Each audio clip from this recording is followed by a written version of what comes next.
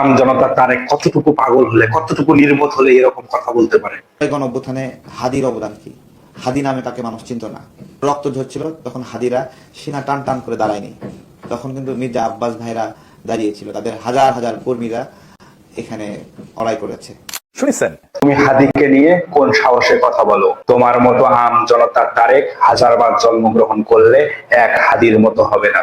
আর তুমি যাদেরকে নিয়ে এত কথা বলতেছো, তারা জুলাইয়ের আন্দোলনে কোথায় ছিল? তাদের অবস্থান কোথায় ছিল? তারা তো জুলাইয়ের আন্দোলনে কোনো সম্পৃক্ত ছিল না। তাদের মুখেই শোনো। আন্দোলনের সঙ্গে শিক্ষার্থীরা সরাসরি জড়িত, আমরা এই আন্দোলনের সঙ্গে কখনোই সরাসরি জড়িত নই। এক হাদির জনপ্রিয়তা দেখে আজ তোমাদের হিংসা হচ্ছে। যুগে যুগে সত্য ও ন্যায়ের পক্ষে কথা বলার জন্য হাদিরা জন্মগ্রহণ করবে। হাদিরা আসবে সত্য এবং ন্যায়ের পথ দেখানোর জন্য। সত্য এবং ন্যায়কে আগিয়ে তাদের জীবন উৎসর্গ করবে।